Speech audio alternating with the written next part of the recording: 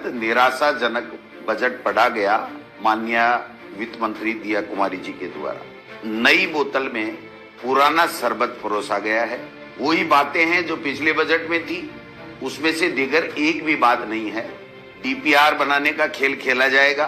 भर्तियों का बड़ा जादुई आंकड़ा पेश किया गया। 14 महीने बीतने के बाद में भी ये सरकार सफाई कर्मचारियों की भर्ती नहीं कर सकी। ये सरकार चतुर्थ श्रेणी कर्मचारियों की भर्ती नहीं कर सकी।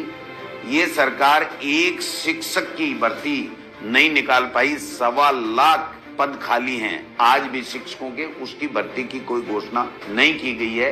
100 यूनिट बिजली कांग्रेस के सरकार के समय घरेलू बिजली मुफ्त मिलती थी या माफ किया गया था उनका बिल, और 12,000 रुपए कृषि के किसान के लिए किया गया था। अब किसान का जो नया कनेक्शन है जो हमारी सरकार के बाद में आया, उसको तो कोई लाभ मिलने का कोई सवाल ही नहीं है। आगे कनेक्शन देंगे उसका कोई सवाल ही नहीं है।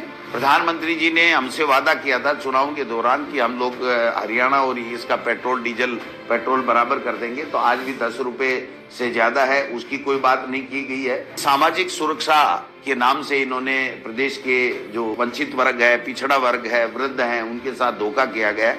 हमारी सरकार में 15% जो है वो बढ़ोतरी की बात थी, इन्होंने तो 5% भी मुश्किल से की होगी। कभी कह रहे हैं कि बच्चों को आंगनबाड़ियों में और उसमें दूध मिलेगा, और पहले 3 दिन था 5 दिन मिलेगा। 55 करोड़ या 60 करोड़ के लगभग पिछले बजट में प्रावधान था, 1 रुपया खर्च नहीं हुआ। यमुना जल के नाम से सबसे बड़ा छल राजस्थान के शेखावाटी के लोगों के साथ में किया जा रहा है। एक शब्द भी यमुना जल के बारे में इन्होंने नहीं बोला। डीपीआर बनी नहीं, पैसे का कोई प्रावधान नहीं, केवल होर्डिंग लगवा लिए और भागीरथ बन करके घूम रहे हैं।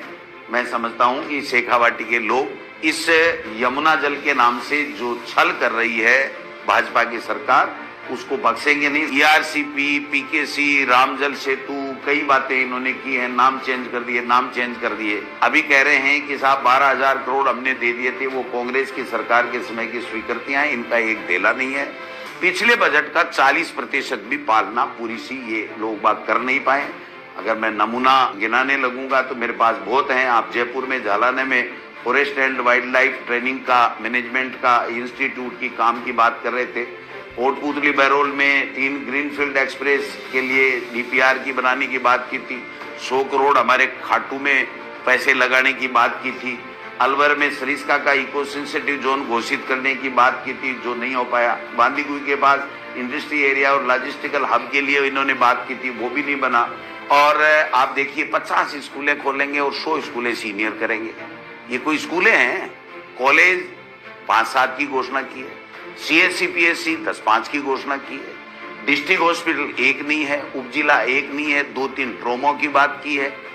तो न स्कूल है, न अस्पताल है, न कोई मिसिंग लिंक है, सड़कें हैं, न आपके पास में बेरोजगारों के लिए नौकरियां हैं, न उनके लिए कोई रोजगार के साधन उपलब्ध कराने के लिए कोई इस तरीके का कोई विजन आप प्रस्तुत करते, वो बात भी आपके पास में नहीं है।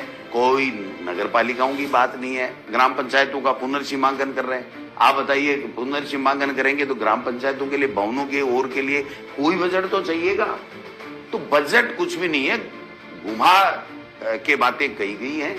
पूरे प्रदेश की नौजवान, पूरे प्रदेश का पिछड़ा, दलित, आदिवासी, महिलाएं, सब के सब निराश है इससे। किसी को कोई इन्होंने देने का काम नहीं किया।